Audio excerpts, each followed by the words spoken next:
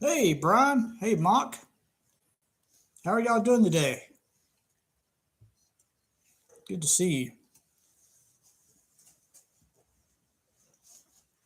Hopefully, everyone's having a great day. Hey, Full Circle. Good to see you. I'm excited that you made it as well. CB, how are you? Good to see all of you. Hope everyone is having a fantastic day. Um, my week kind of comes to the end today. I'm taking tomorrow off, so it feels like a Friday to me, but not quite for everyone else. But I wanted to I wanted to take a moment to get on here because I am going out of town, and so I did want to do before I left, and at least reach out to y'all and all you great people and have a discussion or talk about something. Um, but going on a fishing trip with my two boys. I actually have three boys. I have three sons. I have a two adult sons, and then I have a younger son. I got a big family. So my son Andrew, um, and then my son Christian, we have decided to start doing a little trip every year because, well, for one reason, I'm getting older. But anyway, we're going to do some camping, some primitive camping, and some trout fishing. And on the other side, I live in North Georgia. We're going to go to more of a central North Georgia location where there's a lake and there's also a nice trout stream. So we're going to be doing that. So looking forward to it. Looking forward to just relaxing, honestly, and spending time with my boys. So, Ruheo, how are you, sir? Good to see you. Uh, yes, I'm back. And hopefully, the for those of you that were not able to tune in to the last live stream, um, that was the first time that I had used my new setup as far as my internet connection. So I was using Wi-Fi from my home, which the studio that I'm sitting in right now is actually my garage, and that I hope has fixed the problem. So anyway, uh, but that's where I'm at. So it looks like my sister's on here too. Hey, as you're known in the media world, but my sister here is tuned in. So good to see you, sis. Hope you're doing well. Um, yeah, mock a lot more people. That's great. I think this is the most people I've had at one time. That's exciting. That might be why my heart rate's uh, going in Mach 3 right now. So very cool. Well, full circle. My garage is actually just a plain normal garage. It's nothing special. The wall behind me is actually a set. It's a wall that was built for this purpose. I'm not going to act like I have something that is fantastic. It's nothing, and it looks it plays the part. Let's put it that way. But I'm actually sitting in one side of my garage with this wall behind me that is actually movable, and I can move it out of my way or whatnot. And it's actually double sided. So this wall, what y'all see the most was built solely for this purpose for live streams. I wanted something that looked like a an educator would sit in front of. But if you flip the wall around, it's actually a green screen on the other side, which is where I do most of the videos, the episodes, so to speak. So um, that's how I use it. And then in front of me, I've got several lights. I've got I got my mic here that is usually out of the view, but stuff like that. So anyway, um, that's the studio. Very simple, but it works. And I hope to create different walls, have two or three different walls, so I can constantly be changing the scene and maybe be more visually appealing to people. So, oh, so Cam's having some. Can certainly relate to that. Sis, hopefully he's okay. Might be time for a endocrinologist. So hopefully he's doing all right. Tell him I said hi, by the way. Tell him to subscribe to my channel. He can take part of this. But yeah, thank you, Full Circle. I appreciate it. This wall was fun. It was behind me on my left. Yeah, this is. Let me show you this. This is a 1/3 scale Nike smoke. So it's a little too big to put in here. But this is a scale model of a sounding rocket that NASA used back in wow, I want to say probably late 50s all the way up through the 60s, potentially in the 70s.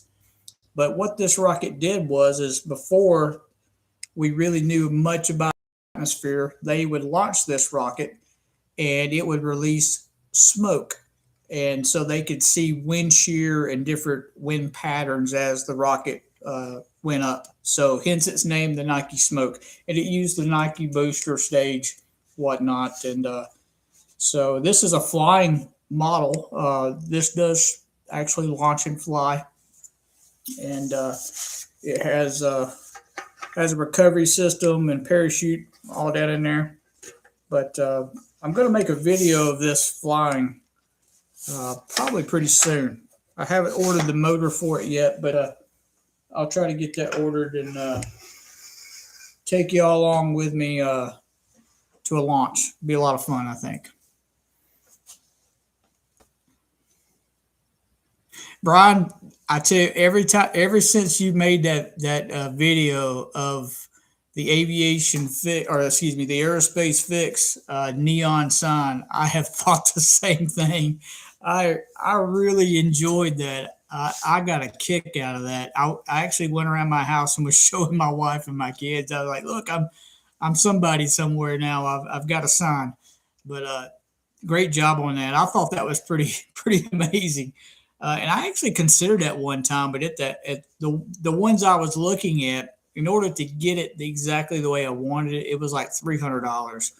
And I didn't want to spend that much. And I was able to get this sign right here made for like $20. So it just seemed like a better fit. So anyway, maybe one day. But the neon sign, fantastic. I absolutely loved the way you did it, the way it looked. It looked fantastic. So, okay. Mock F-35 is confirmed for Oshkosh. Oh, that'd be great. I have not even seen an F-35 in person yet. Been kind of away from the air show scene. I missed the latest air show. There's an air show every year that's like 25, 30 minutes for me, and I missed it this year. I just got too busy. So I hope to get back onto that. But yeah, Full Circle, you're welcome. I've got a lot of rockets.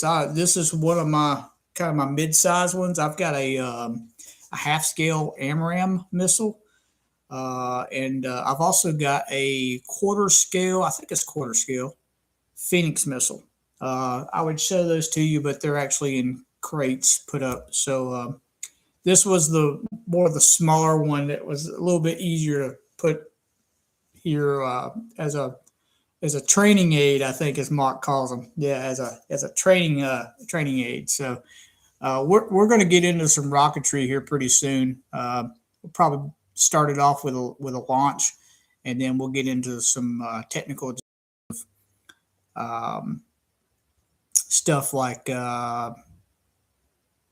solid propellants, different types, whether it be black powder or composite motors or even hybrids. I don't have any hybrid rockets, but I'd like to get into that one day. But as of right now, I mostly use composite motors.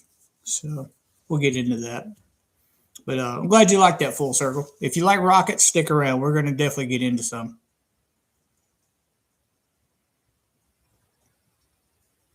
Yes, sis. I try to give a little bit of heads up on these live streams. I didn't do so well today. This was actually kind of unplanned, so to speak. I think most of y'all had maybe a 5 or 10 minute window knowing that this was going to happen.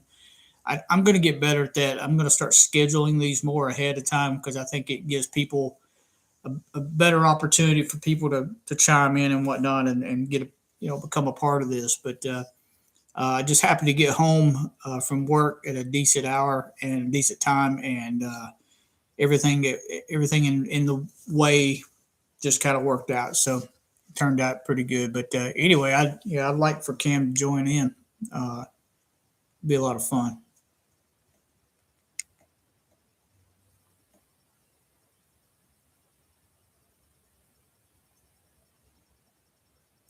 Thanks, full server. I appreciate that. All of y'all have become uh, more than acquaintances to me. I really truly look at y'all as friends, and I get really attached to you guys. But um, I have a lot of fun talking to y'all and collaborating. Um, CB and I had a great discussion the other day about Burt Rutan and some of the designs that he had, and that's just a lot of fun. And I think the reason it's most fun for me is I grew up kind of on the nerd side of aviation, and people looked at me, especially in school. I wasn't a popular kid in school. Uh, I really like to study and learn about everything, really: math, science, chemistry, even biology. I enjoyed, but it's fun when you can sit and talk to people that are like-minded and have the same uh, hobbies, the same everything, really, same discussions and whatnot. I just think it's really cool.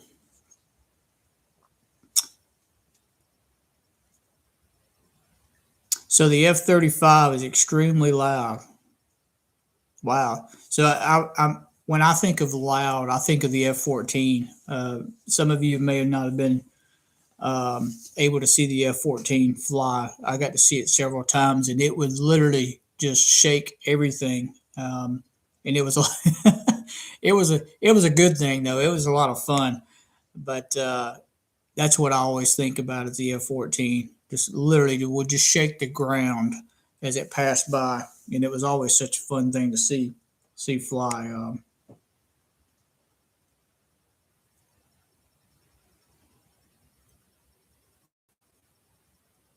You like the F-18 full circle? Yeah. You know, honestly, when the F-18 came out, I was still really hooked on the F-14. It took me a long time to kind of move over to the Hornet side of naval aviation, and I don't really know why. I guess I was just really hung up on the F-14, but now I really appreciate the F-18, especially the Super Hornet. I remember when the F-18 first came out, back in the '80s. I really didn't follow it very much, and I missed out because it's truly a great airplane. And for those out there that have flown it, wow, amazing accomplishment. But the Super Hornet, I guess the more you see the Blue Angels fly, and there's movies. What was that movie that had the F-18? Uh, what was that? Behind Enemy Lines. Um, Great movie, great scenes of the F-18 dodging some SAMs, stuff like that. That was always a lot of fun. So the F-35 is either the third or second loudest military aircraft in the world. Wow, that's amazing. I think the F-35 for its size, it has relatively a large motor. There's a lot going on there. I think with the F-35, there's a lot of thrust there. I remember the F-16 being pretty loud for its size too.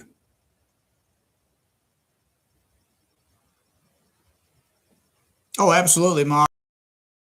Never forget those that made it all possible. I still would like to one day meet some of y'all in person. I think that would be a lot of fun, and maybe we can do something. I don't know.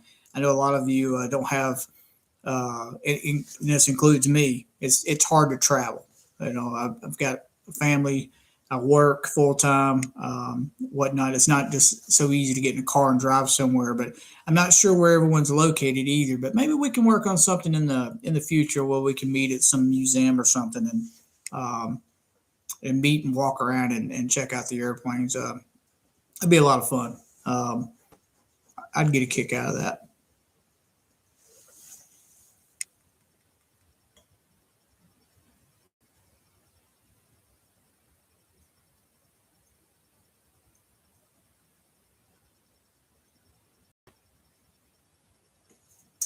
Yeah, the Maverick bill, as it's called, um, to bring the F-14 back to flight status is pretty amazing. And one thing I learned through someone else's channel, and I wish I could give this person credit, but I don't remember who it was. I watch a lot of aviation related channels on YouTube. But one thing that I have learned, and this is what they were telling me, so it may be rumor, it may not be truth, but from what I understand, the main power behind the the Maverick bill is the U.S. Space and Rocket Center, which is the um, one of my favorite places to visit. It's about an hour and a half from me. So what does that mean? I really don't know. There's not an airport at the U.S. Space and Rocket Center. There is one close by, but I don't know if that means the Tomcat, once it's flying, if it'll be based at the Redstone Arsenal in Huntsville, or if it will be somewhere near. I'm not sure, but I was excited to hear that the U.S. Space and Rocket, because I got a lot of passion towards the USSRC. I visit there many times every year. Uh, as y'all probably know, I'm a former space camper, so I went there in 1989. So it's part of my life, and I go there at least 3 or 4 times a year if I'm lucky. But every time I go, I sometimes wonder, it's like, I wonder if this will be the last time. And then I always have a way of going back. There's always something else. And now I've got two smaller kids, so I've taken them for the first time. I can't wait to take them back. I really hope to attend space camp as an adult with my two younger children. I think it'd be a lot of fun. Or you can even do space camp with your entire family. So it's a little bit different now than what it was when I went. Back in those days, there were no aviation challenge or anything like that. It was simply based the space camp, and you went as an individual. So anyway, I hope the Maverick bill is successful. I think it would be fantastic to see the Tomcat flying again. I am all about preserving aviation history, but one thing that really bothers me, and this again is just my own opinion, when I see airplanes hanging from ceilings and museums and stuff, I would much rather see that airplane flying. Now, there's risk involved in that, obviously. If we were flying some of the planes in the Smithsonian, yeah, there's risk involved. Of course, most planes in the Smithsonian have such a historical significance, they probably shouldn't fly. We don't want to fly Bob Hoover's Commander around. We don't want to fly, a lot of planes in there. We certainly don't want to take the X-15 out for a flight around the pattern. But when you look at smaller museums and you see, J3 Cubs and bird dogs, I would much rather see those planes in a flying museum. And there's a lot of those around. There's one in near Gatlinburg, Tennessee. You can go there and you can see these warbirds. And then if you're lucky enough, you'll be there on a day that they're actually flying them. And so that's fantastic. I love seeing Fifi, the B, these B-29s and the aluminum overcast, which is a B-17 as the EAA continues to fly. I love seeing these old warbirds fly. To me, it's like art. It's like another form of art, and I really get into that. So to me, that's just amazing. So anyway, to see the Tomcat fly again, it's going to be impressive. It really will. And even more, I think, for those that have never or maybe missed the opportunity to see the Tomcat in action. So, from what I understand, they're acquiring 3 aircraft with the intention of making one airworthy again, and I think that's awesome. That's going to be a good deal. And I think the Navy's also throwing in used parts or whatnot. So it's really up to supporters like us. If we voice our opinion that we want to see it, then we're going to be the power behind that. And obviously, there's going to be funding involved. So if you have the means to uh, donate to a cause like that, certainly do. I've had the opportunity to see the power of donations in my own life, and have reaped the benefits. Give you an example. When I went to space camp in 1989, I remember putting a bill that I just happened to have on me in this clear container that had a bunch of dollar bills in it, and they were collecting money for the restoration of the Saturn V. At that time, the Saturn V rocket sat out back in the rocket park on these old transporting stands, and it was rusting, and the paint was faded, and in some cases falling off. It was in rough shape back in those days. If you go to the Space and Rocket Center today, that very same rocket is fully restored and it's inside its own building. And that was every bit worth my dollar. I wished I could have given $500 or $1,000, but it's exciting to know when you walk in there that you had a little bit of a part of that. So if you're ever in that opportunity where you can give money in that case, then certainly do it. It's worth it.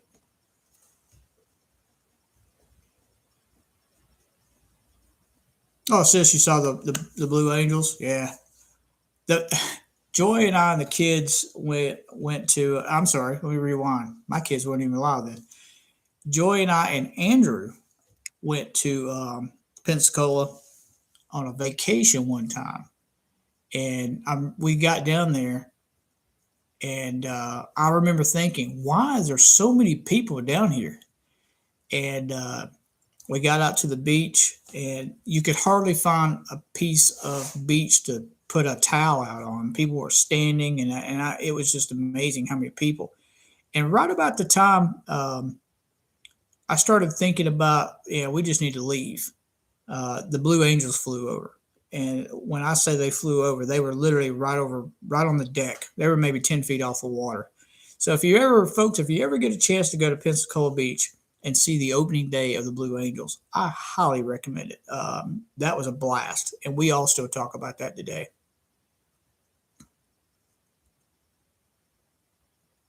Yeah, Mark. Behind Enemy Lines is it's a pretty good movie. Now, do missiles dogfight with F-18s? No, not really. They're not going to. A missile fires and it goes point A to point B. The path of least resistance. But it's still It's a great scene, especially when the snow gets uh, knocked off the trees. It's a great scene. It's a great movie, and uh, I think the flying in that was fairly realistic.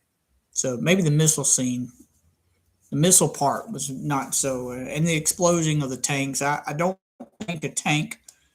I don't think a tank would explode like that. Maybe a tank of gasoline, but jet fuel is, you know, not as flammable as people seem to believe. So anyway, great movie, yeah, definitely.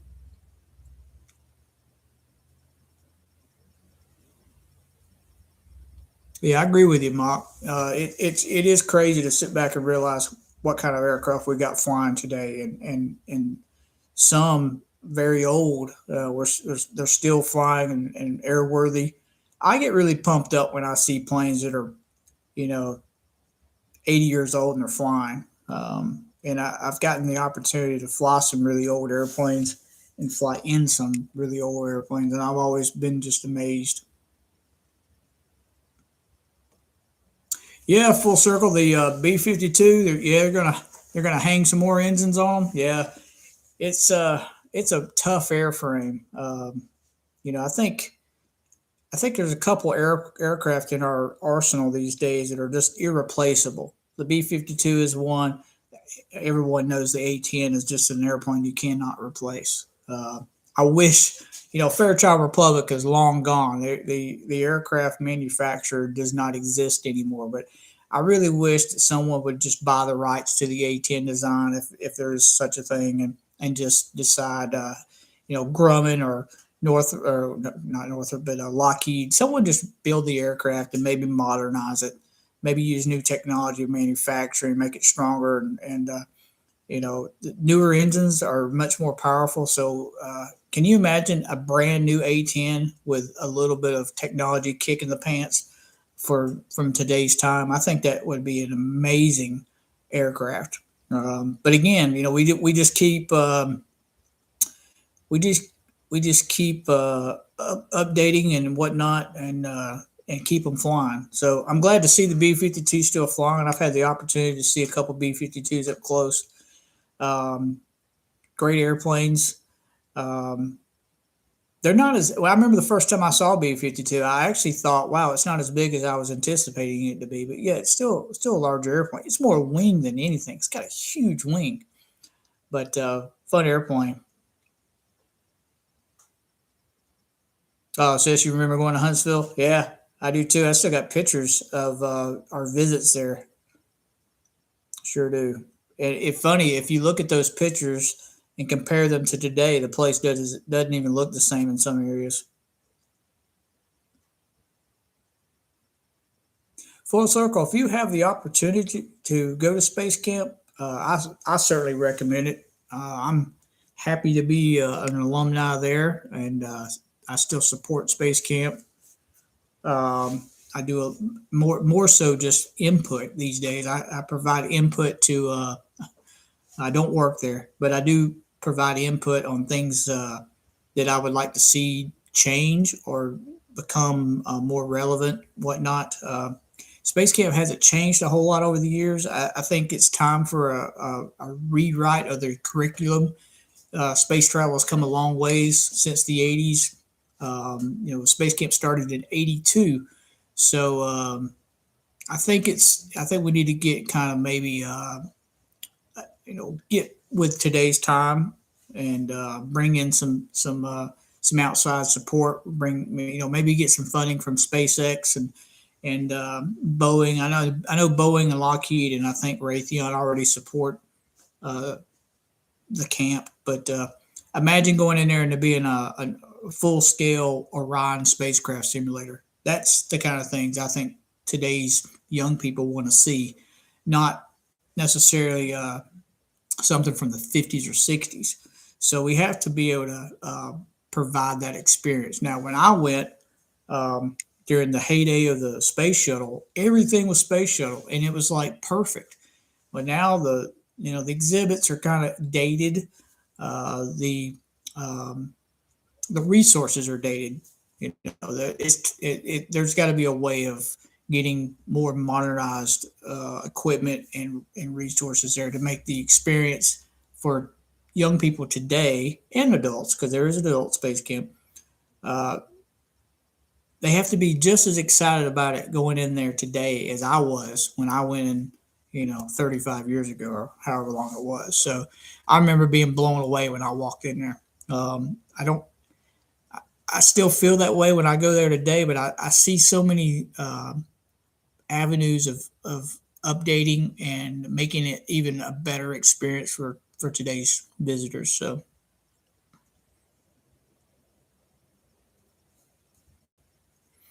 So yeah, full circle. If you can go to space camp, I certainly recommend it. It's even if you can't do space camp, at least go there and spend the weekend.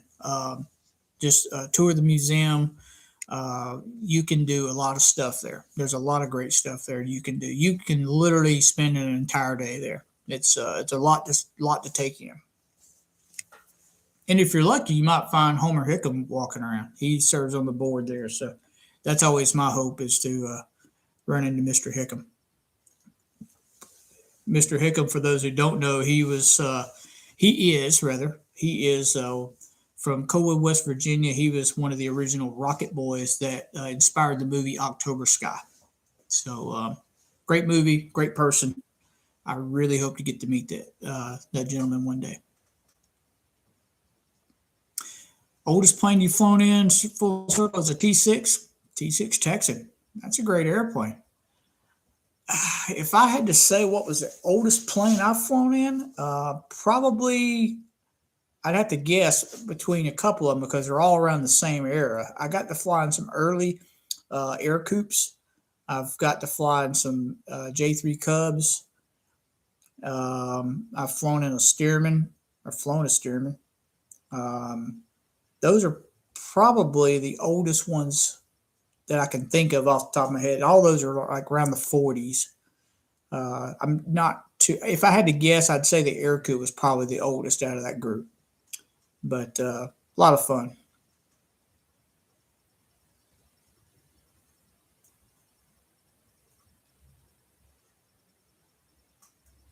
B-52J, yeah, cool stuff.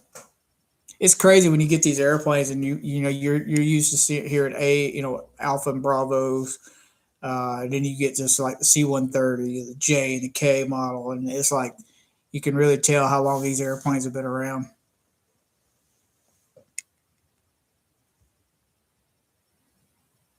All right, talk to you later, sis. Thanks for joining in.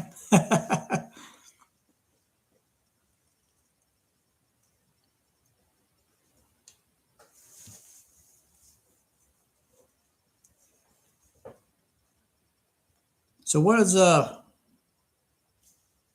next on y'all's agenda? What I know, Mock, you've got an air show coming up. Anybody else got any air shows that are on the rim of the next month or two? I know Mock has been you've been sharing a lot of uh, videos and stuff, so I'm looking forward to. I hope you're able to share that. I know you're having some difficulty with social media, uh, so I hope that you're able to post. Uh, that sounded like a negative thing. It sounded like you've done something wrong. Anyway, I know you're having some difficulties. Not your fault, but I hope you're in a position where you can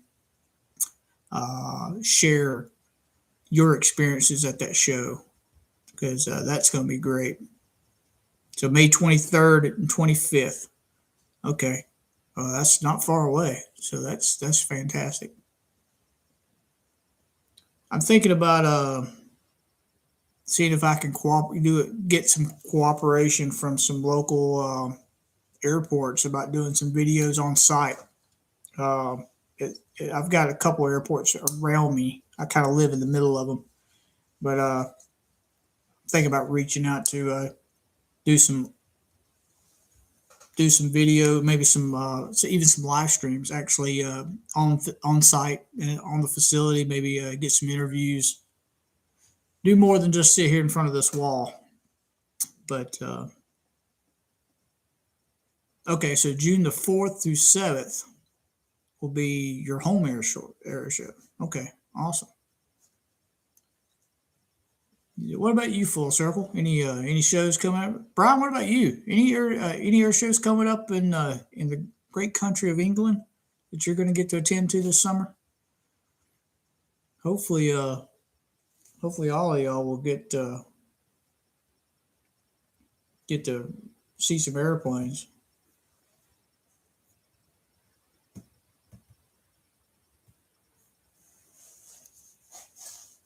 Duxford, okay. Oh, cool. So everyone, okay. So let me get this straight. I'm a little jealous. So I missed my air show, and all of you are going to an air show. That's all right. I'm glad y'all are getting to go because I was fortunate as a young man. I grew up in a small town just outside of Atlanta, and the neighboring city, the first really where I live wasn't really a city. We had a city, but it was very very small. But our neighboring town city was Marietta, and if you know much about Lockheed Martin has a facility in Marietta. That's the home of the C-5 and the C-130. And it was the final assembly place for the F-22.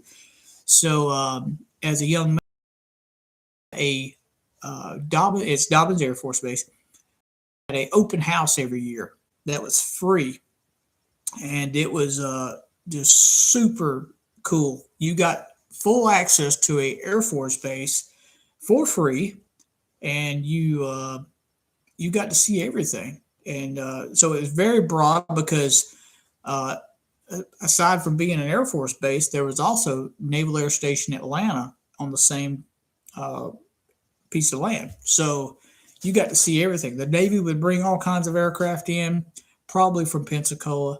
The Air Force had all kinds of stuff there. Lockheed was there, so they were showing their C-5 and C-130s off, and so it was a great, great show. Now that show's long gone. I was able to go to the last one, and actually at the last one, I was there working a booth with the Civil Air Patrol, but I miss those. I miss the base experience.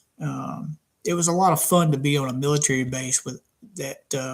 Military personnel were walking around, conversating with everybody. It was a lot of fun.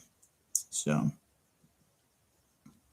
okay, great, Mom. So you're already jumping on board with this with the Instagram thing. I do not have an Instagram account, but it looks like I will have soon because I'm definitely going to support you in any way I can. And so if that's where you're headed, then I will follow you there. Just let me know uh, when you're ready.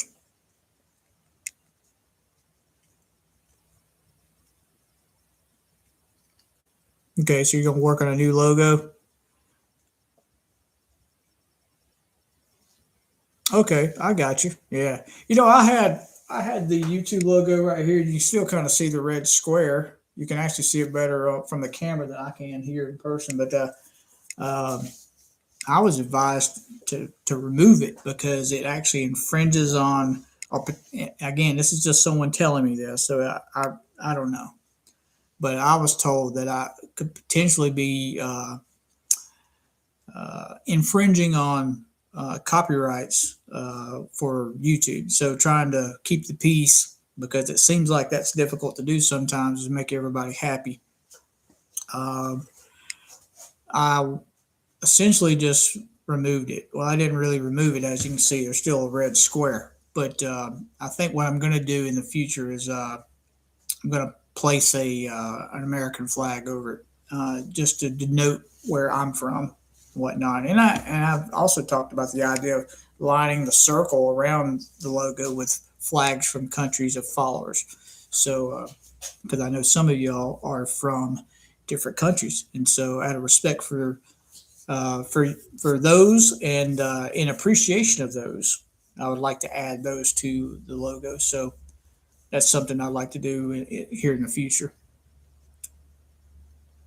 Yeah, Mark, you're welcome. As much as you support me, absolutely. I tried my hardest to, and maybe I fail sometimes, but I really try my hardest to support those who support me, and in the same manner too. I don't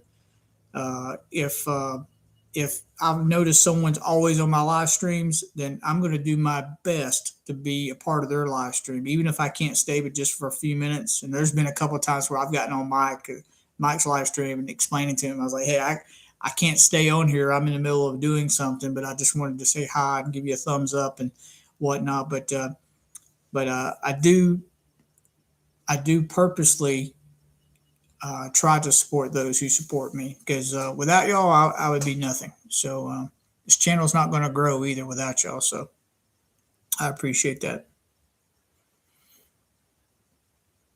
Yeah, you're right, Mark. It may not be it may not be true at all. And I'll be honest with you, I really liked the way it looked with the the play button. I think they call it. I thought it looked great, but I think where it really boils down to is if your channel's making money. If you're not making money, they probably don't care. But I just wanted to try to keep the possibilities of disappointment down. So hopefully I don't run into stuff like that. But I don't know. You may make money off your channel. I'm not really sure whether you do or not. But it's none of my business actually. But I'm just trying to. I try to do the best I can to stay within the lines of you know um, doing the right thing. So I'd rather try to stop problems before they become a problem. Yeah, thanks, Mark. I like it. I've always enjoyed like graphic arts type stuff. I I made this logo by accident. The Aerospace fix, the name and the logo came to me at the same time, and it literally took a matter of 10, 15 minutes maybe, and it was done. It took me longer to get the sign after I bought it. So I really like it. I like the professional look. I'm supposed to be an aerospace educator, and I wanted it to look like if when we're sitting here talking that y'all are in a classroom, and we're talking about airplanes. So I like it.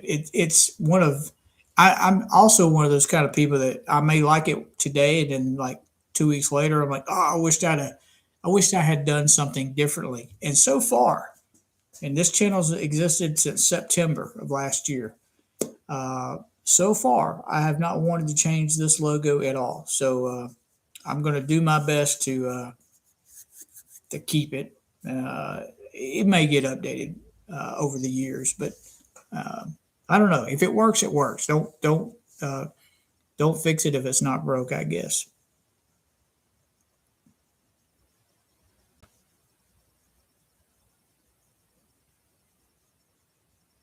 Okay, so you have crossed that threshold, Mark. Oh, great. That's congratulations.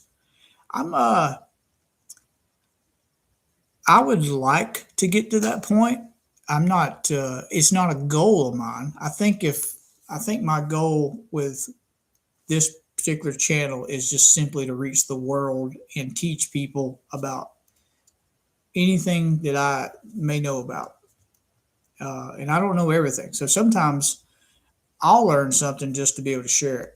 Um, there's a couple things. A good example is the corned beef sandwich Gemini mission. It was, of course, just a short, but I did not know that. I just happened to stumble across it, and I thought it was kind of fun and interesting and educational in a way. So I thought, hey, why not? I'm gonna I'm gonna share this, and I thought it'd be something that people would like to see. But um, I'm not an astronaut, so in order to teach things about space and spacecraft, I have to learn some things. I am an enthusiast and have been my entire life. So I have some knowledge, but I don't know everything. But what I do know or what I can learn, I certainly want to share it. And sometimes learning things is not easy. Learning for me is more of a hands-on approach. I've never been one that can just simply read something, and especially when it deals with something very technical. Um, Flying an airplane, I absolutely hated reading. You tell me if you're like this. I absolutely hated reading the handbook of pilot knowledge, aeronautical knowledge. My flight instructor was like, "Hey, for next week we're gonna do stalls. So go home and read this part about stalls." And oh my goodness, I couldn't stand it. I couldn't stand it. But I learn better by doing and by listening than I do by sitting still and reading. So hopefully this channel will make better sense to people that maybe have different ways of learning. Not saying it's wrong, because there is no such thing as wrong, but understanding, and I hope that's what this lecture series that I'm going to do soon will help with, because lift is like the great debate among aviation enthusiasts. You have one side that says or believes that Bernoulli's principle and differential pressure is what supports an airplane in flight. Then you got some that say, no, it's all about Newton's third law of motion. The air is striking the bottom of the wing, and so it's forcing the airplane up. And in reality, both of those are correct.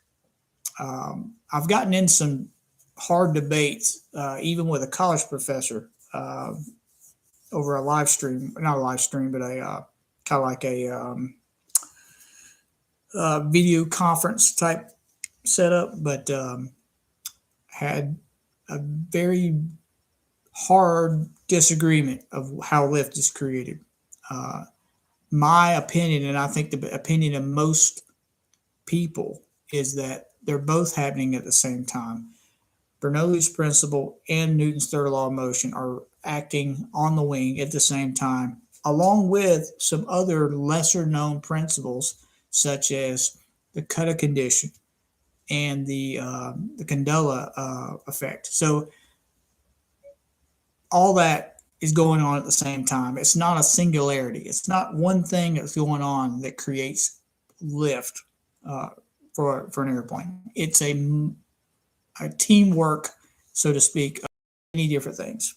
So we're going to cover that in the lecture series very soon. Actually, going to be next month. But in that discussion, we'll not only talk about it, but I'm going to demonstrate it. So I will prove the theory. I don't expect anyone to just listen to something I say and believe it. I think the proof is always going to really harder than the information presented. So it is my goal to share some experiments and prove that this actually happens this way. So uh, I'm looking forward to that. It's going to be a lot of fun. I've almost got the lesson, so to speak, done and completed. Now I'm just critiquing it, and I'm trying to make it. It may make sense to me because I wrote it, but I want to make sure that when we're talking, that I'm not presenting it in a way that's confusing, because we all have a preference and we all have a different way of learning. So I want to make sure that everyone takes something from it. I don't want people to walk away and still be confused. So that's what's coming in the future. So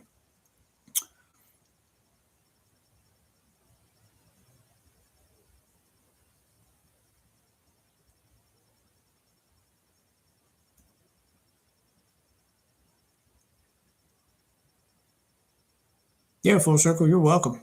Thank you, man. I appreciate your support. So yeah, aviation is such a large group of folks.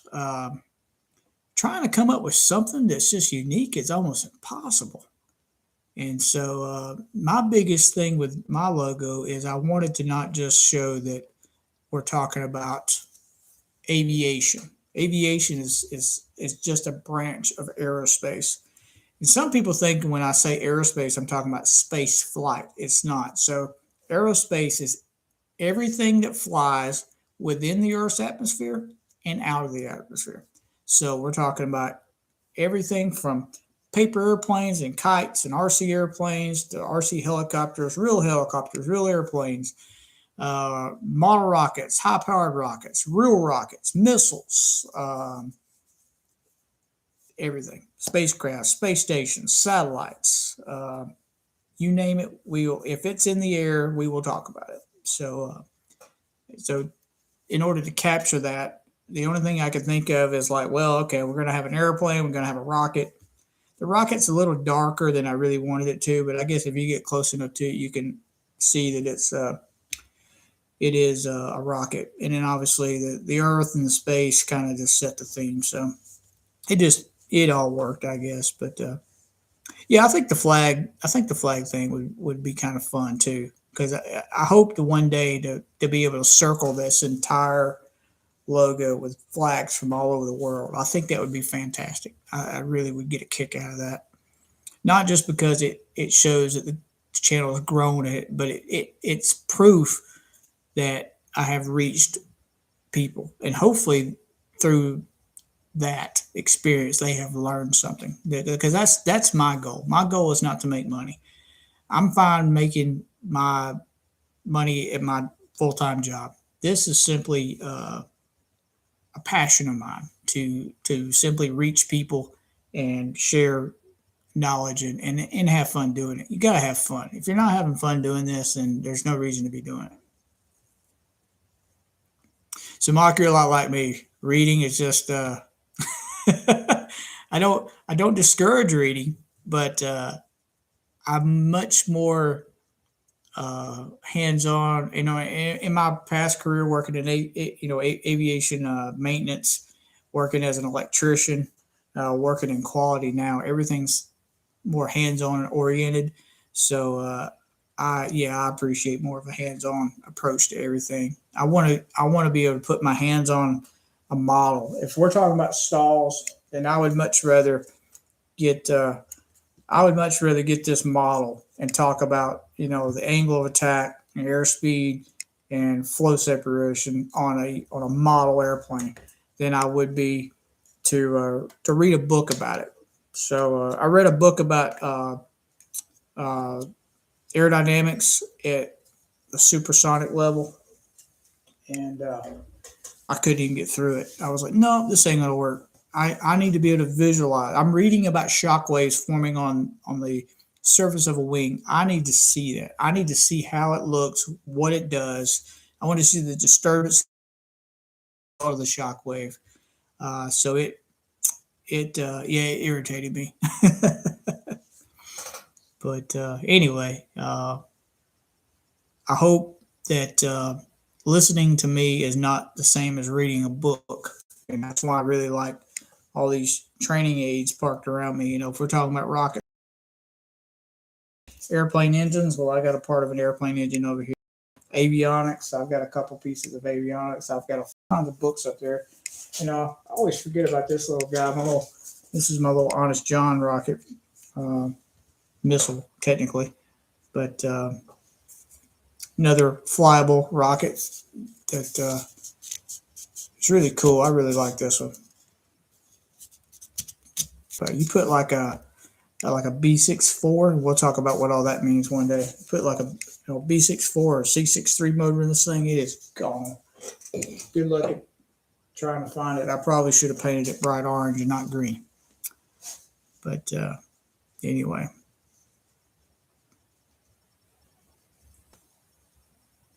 But yeah, hopefully through experimentation and presenting, I can provide knowledge through. I mean, I know you can't reach through the camera and the screen and touch the wind tunnel, and that's the whole purpose of me building that wind tunnel is we can sit here and we've brought up the golf ball, the dimples on the golf ball. What's going on there? Well, I can tell you what's going on there. The dimples create a low pressure, and that sucks the airflow, which is part of the condola effect, uh, and it pulls the airflow. It keeps the airflow attached to the ball, so it streamlines the aerodynamics. So, how do we prove that? Well, we're going to put a golf ball in a wind tunnel. We're going to show it. We're going to compare a similar sized ball that's not dimpled. We'll compare the two, and we'll see what the airflow looks like. And if it doesn't work out the way we think, then we'll figure out why it does. So I think the wind tunnel is going to be a lot of fun. I can't wait to get it done. It's going to be a lot of fun to literally see the flow visualization of objects. And we know we're not just going to put airplanes in it. If we can look at all kinds of things. The sky's the limit. So we can put all kinds of different objects in it and see what the result is. And that's going to be a lot of fun. Yeah, Mark, I tell you what, I hardly stop thinking about ideas for this. The wind tunnel is one of the better ideas that I have come up with. But, I certainly want to. I want to build some another ideas. I'll build some model airfoils to scale, actually plotted, well-known airfoils like the NACA 2412, the NACA 2444, 4412, all these semi-symmetrical airfoils. But then I want to have some that actually have different flaps or let's put it this way, different high lift devices such as slats and different styles of flaps that I can hold up and the flaps will actually move. So I can demonstrate how these systems function. I think that would be a lot of fun because again, if you can see it happening, then you're more apt to understand what is going on. So that's the key You have to understand what is being presented. You got to do. You got to have more than just me talking to you. I want to be able to demonstrate these fundamentals of aviation.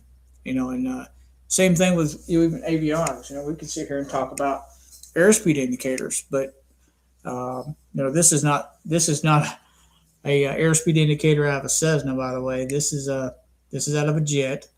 So if you look closely, you'll see some really small numbers around the bottom rim between like 3 and 5, and that's actually indicating Mach numbers.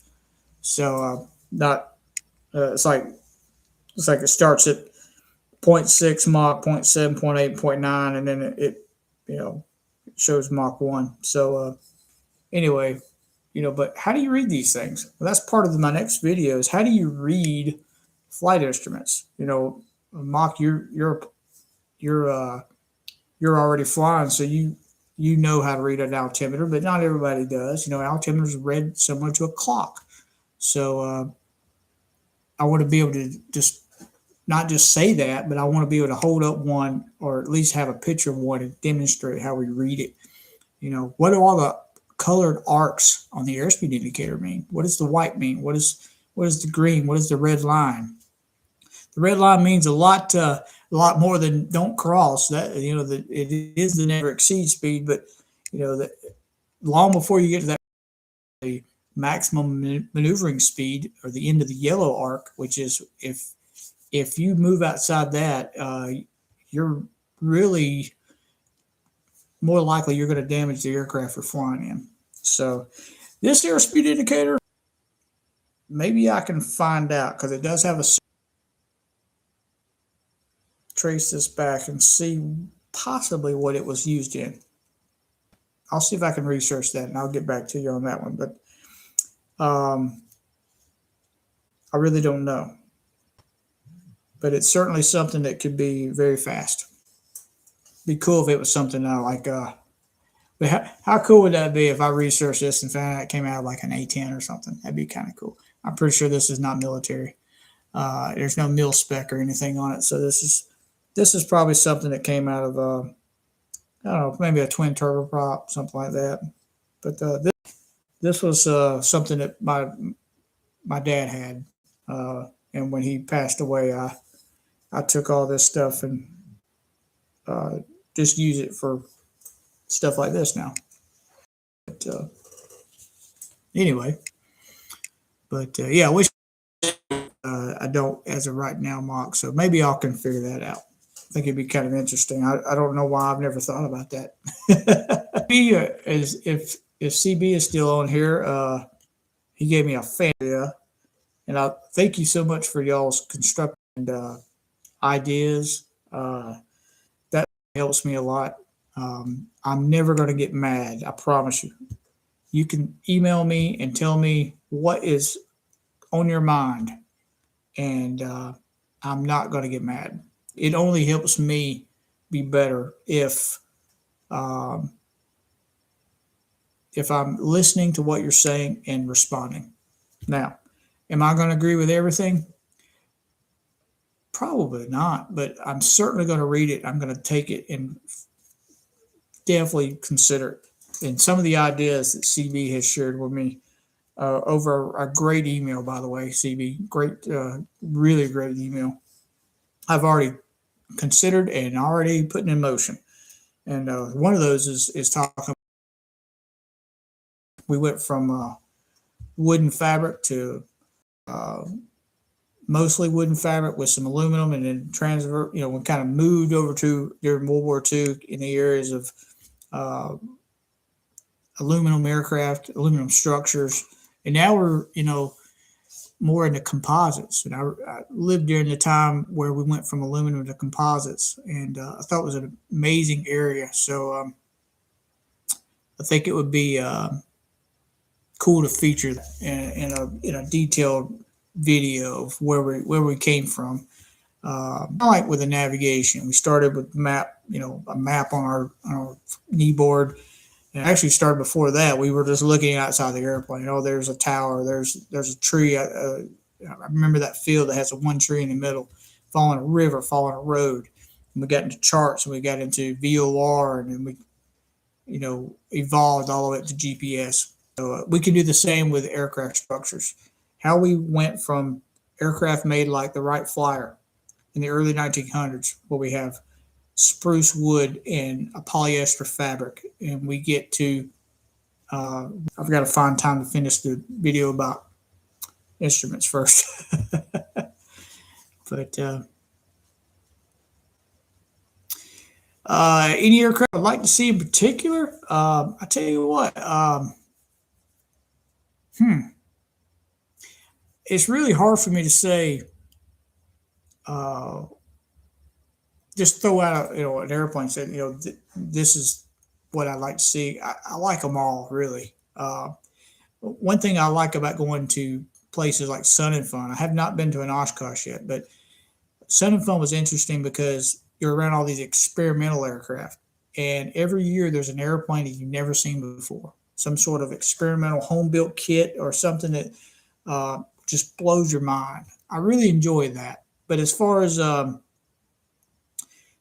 like aircraft at the air show that maybe you're going to, I am really a big F-16 fan. I have always loved the F-16. When I first started flying, again back to when I was 11 years old, my dream was to fly F-16s in the Air Force. Now, my health would not allow that to happen, but I've always loved the F-16. So if you happen to come across an F-16, please get some photographs or some video. I would love to see the Falcon. Well, I guess depending on when the plane was made, some people refer to the F-16 as the Viper. I know that since it's now a Lockheed product, it's more known as the Viper, but it's always going to be the Fighting Falcon for me. And I really just love that airplane. It was an airplane that kind of pushed the edge of technology during its time to be the first uh, electric jet, they called it, with fly-by-wire flight controls and the seat being tilted back to help with uh, G loading on the pilot and stuff. I just think it's a great airplane. And just the way it was built, it was built by many different companies. It was a collaboration. The original Falcons were built, and if you notice, and maybe some of you are aware of this, but if you see the Thunderbirds, their F-16 has all these different flags just behind the cockpit. All these little flags. Those represent the countries that contributed to the building of that aircraft. And I think it's amazing. And they did it because it was a very cost-effective way to manufacture that plane. So I think the whole story behind the F-16 is just extraordinary. So, and I also got to become friends with a guy who flew them, and the stories alone will make you love the plane. So, a lot of fun. You today. Thanks for dropping in. Since I like insects, what do you think their scientific name ending with Ptera for the ones that can fly? Hmm, I have no clue, but you know, I, I'm not much of a. I do appreciate wildlife because I live on a mountain and wildlife is everywhere. But one thing I do have a fascination is how we went from observing birds, and I may be getting off your topic here. I'm sorry if I am, but I always thought it was interesting to watch birds and then relate them to an airplane. See the feathers bend down and increases the camber, kind of like how we do on airplanes when we lower the flaps, stuff like that. I love watching large birds like geese land on water because it's almost like they're in slow motion and you can just watch it. You can see their wings changing angles and stuff, and it's amazing that all this is happening. And it's like there's got to be something in the way that bird is flying that we could adapt to an airplane that we haven't already done. But anyway, that's cool, Phantom. That you like insects. That's really neat. I think there's always something to learn from everything. And, you can look at, I mean, look at hummingbirds. We have a lot of hummingbirds around my house, and I'm just amazed. I'm like, wow, it's truly amazing that things are able to fly like that. Hummingbirds, especially, even bees, large bees. Let me know, Phantom, if I misinterpreted your question. Hit me back. I'll be glad to. I have made a comment on some of his posts, so, but I've not actually spoken to him like via thing. But I have noticed that he's posted some videos, uh, so I have made some comments. Oh, Mark, that'd be awesome. Yeah, Oshkosh is, man. I want to go so bad. I just got to find the way of. I thought maybe this year I might be able to break away and attend, but there's just no way I can be away from work that long.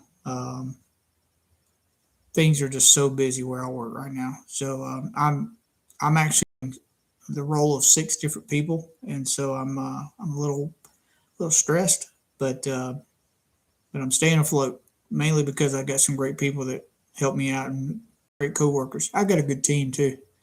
So, but yeah, to go to Oshkosh would be fabulous. I've always heard that Oshkosh is like Sun and Fun on steroids. So that would be great.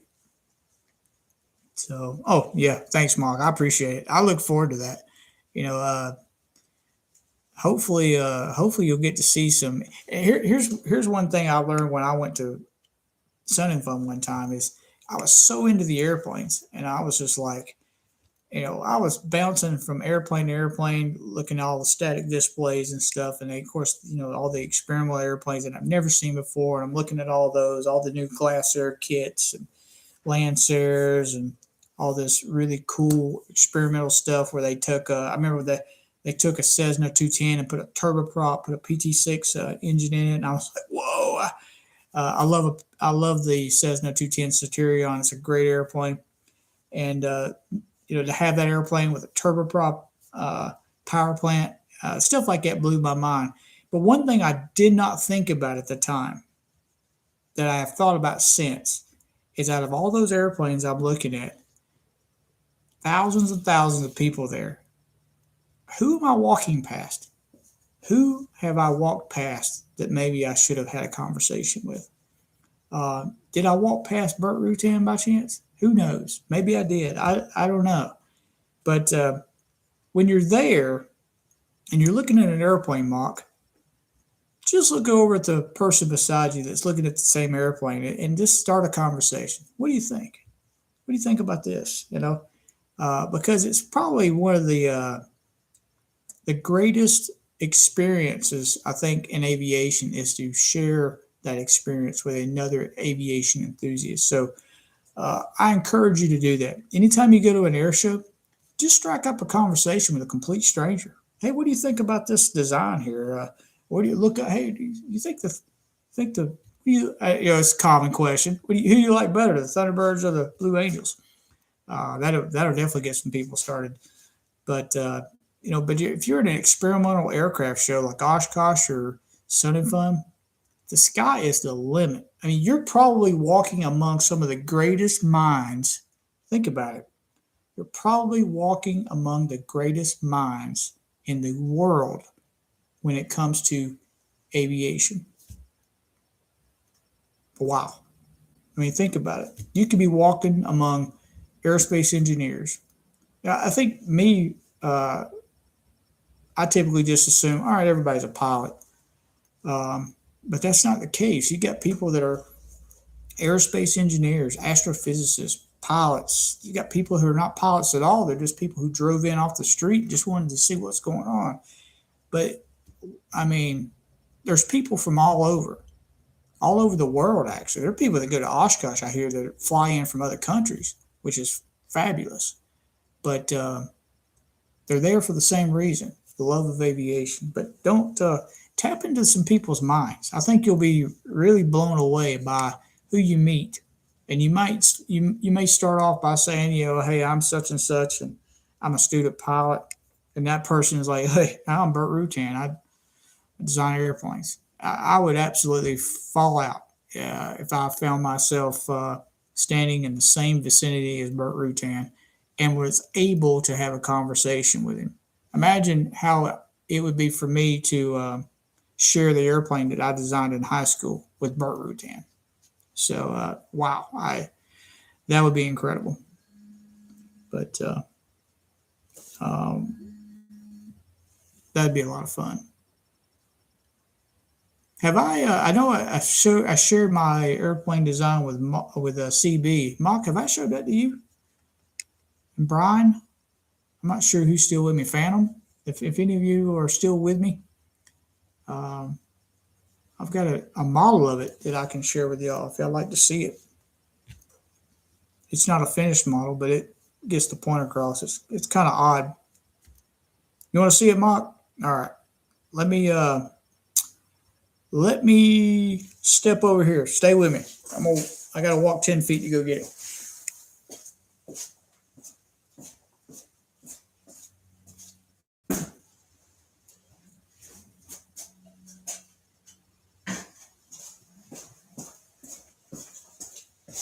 So I'll give you a little bit of the back history. In 1993, I attended the EAA as a student.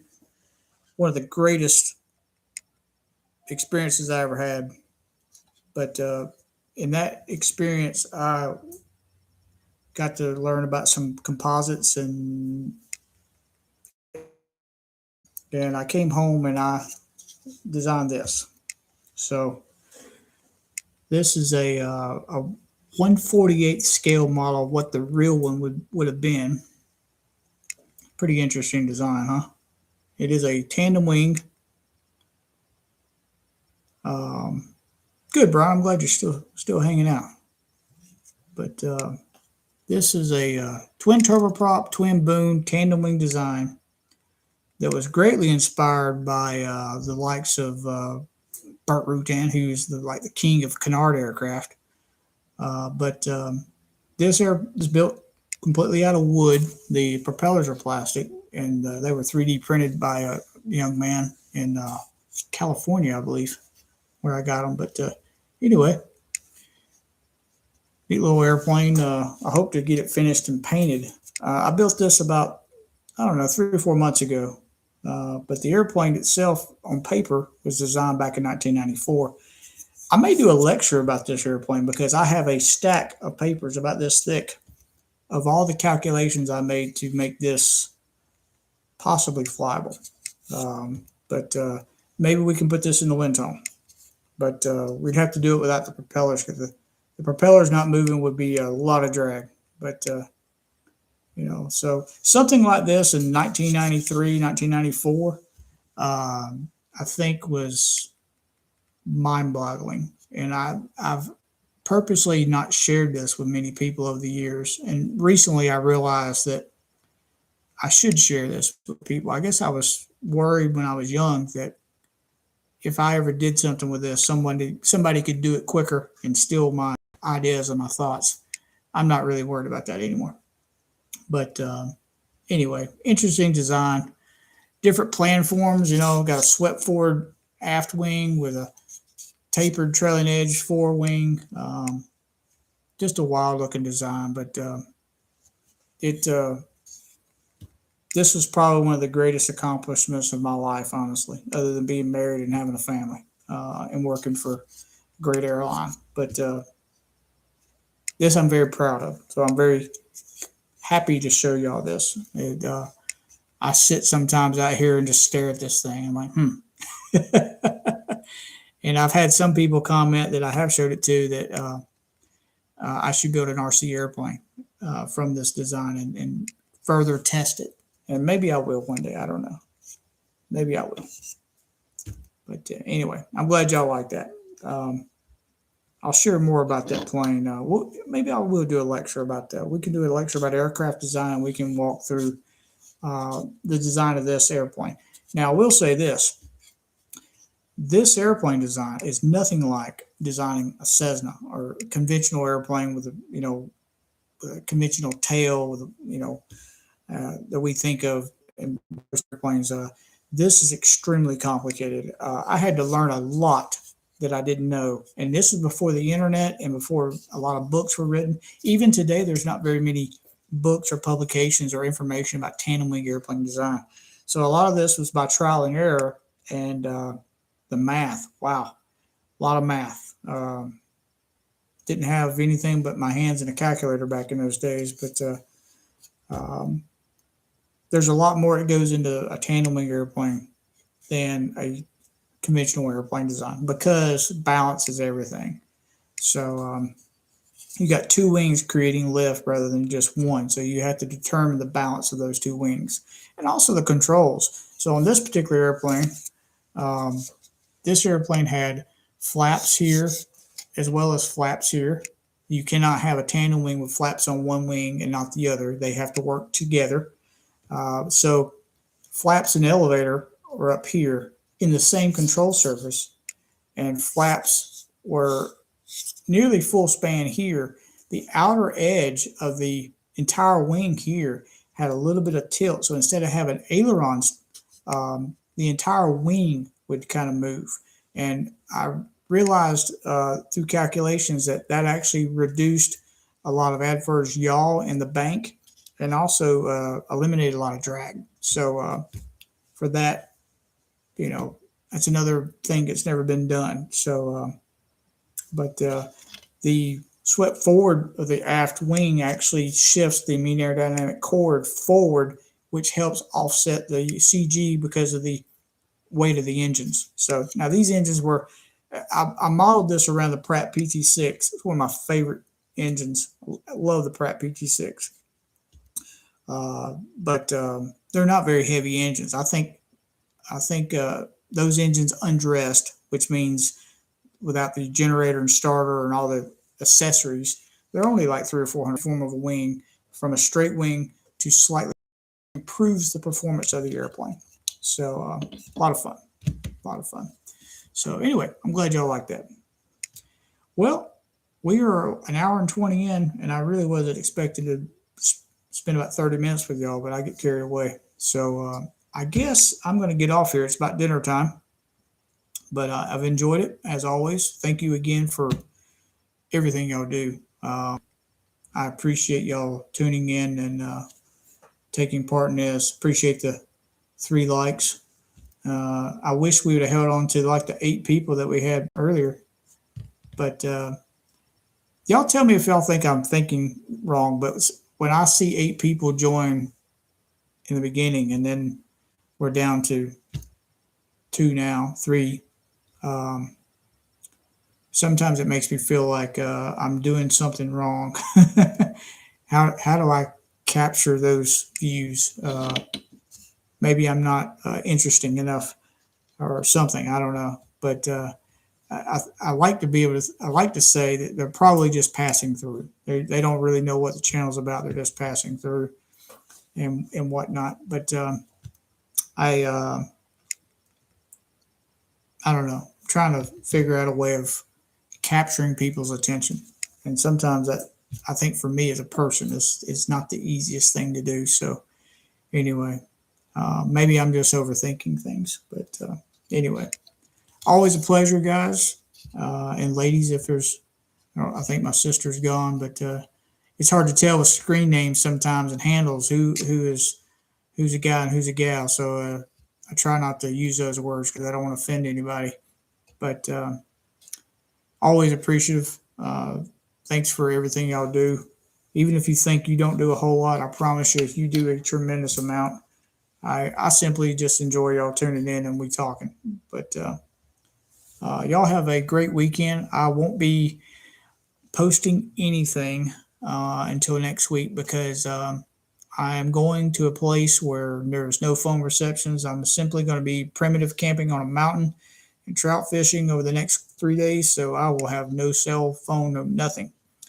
But that might give me some idea, or give me some time to think about some new ideas. So hopefully y'all are enjoying the post that I put on the community page. I know some of y'all have commented y'all like the little quizzes and stuff, and I think some of those are sometimes really fun because for me they're fun because I first I learn where your mind is. What do I need to teach about? What do I need to share? Some of those things really let me know a little bit of the audience, and what information I need to share more about. One thing that really I found interesting is that several people, and I'm not talking bad about anyone. Please don't take it this way, but some people were thinking that an elliptical planform is not a wing shape. For those that are interested, a good example of the elliptical planform is the Spitfire. The World War II fighter has an elliptical planform. And the great thing about the elliptical planform is it has a really good stall characteristic where a tapered trailing edge or tapered leading edge or even straight wing has more of a pretty drop off of the nose. The elliptical does not do that. So it's also very aerodynamically efficient. So anyway, just those two words. But I'll come up with some more quizzes and stuff, and hopefully you're learning from it.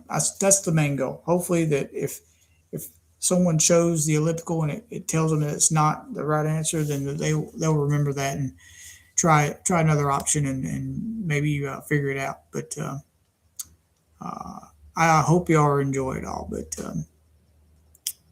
yeah, Mark, I appreciate all all your input and stuff too. Y'all have been really great. But um, yeah, we just got to stick into this. I'm in this for the long run. So again, I got nothing to gain from this other than friendships, really, and I'm appreciative of all that. But I'm not here to make money. I'm here just to share knowledge, and in the process, I'm using this as an opportunity to study myself, because hopefully this time next year I will be an FAA certified advanced ground instructor. That's what I really hope to achieve out of this as well. That's really the only thing I've got to gain from this is it gives me a fun way to study. Again, I don't like reading books, so I'd much rather use this as an opportunity to share knowledge and study at the same time. So anyway, appreciate y'all. If you have any thoughts, comments, please drop me a line. My email is under the description of the channel. CB, thank you so much for your email. I really appreciate that. Great ideas. Certainly going to be listening to all those, or I have already listened. I will be implementing those. Great ideas. Love it. And I think you'll see some changes too. In fact, your ideas inspired me so much that I have went back to the video I'm working on now, the primary flight instruments. I've kind of rewound that and stopped, and I was like, all right, I'm going to rethink this video because I want it to be kind of what you presented. I love the idea. I love the idea. So I'm going to remake some of that video to incorporate some of that. So going to give it a whirl, see what happens. But always open to ideas, folks. And again, won't see y'all or hear from y'all this weekend, but y'all be safe. Have a great weekend. And we will return and have more fun next week. So y'all take care, and we'll see you next time.